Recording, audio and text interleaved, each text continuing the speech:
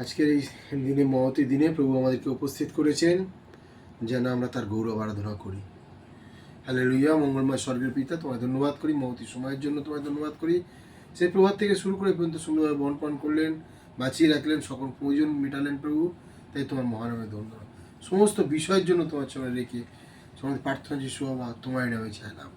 আর আজকের দিনে যে প্রভুর বাক্য আমাদের, যে প্রভুর বার্তা আমাদের জীবনের দিচ্ছেন, প্রভুর বাক্য আমাদেরকে যে কথা বলছে যে আমরা সর্বদাই চিন্তিত, সর্বদাই ভারাক্রান্ত, সর্বদাই আমরা প্রভু থেকে দূরে সরে যাই। কিন্তু প্রভুর বাক্য বলছে যে গীত সংগীতার তার 37:4 বলছে, আর সদা প্রভুতে তোমরা আমোদ করো, তিনি তোমাদের মনোবাঞ্ছা সকল পূর্ণ করিবেন। তোমার গতি সদাপ্রভুতে অর্পণ করো, তাহাতে নির্ভর করো, তিনিই কার্য সাধন করিবেন। হ্যাঁ, সত্যিই তাই।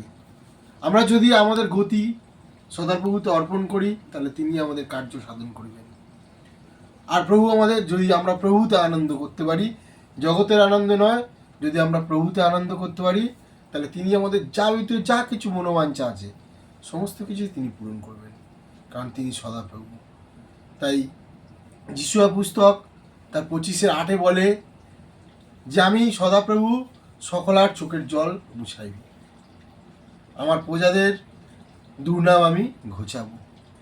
হালেলুয়া। প্রভু ধন্যবাদ হোক যে আজকের এই সুন্দর বাক্যের জন্য। প্রভু তোমাকে ধন্যবাদ করি। আমিন। জয় যিশু।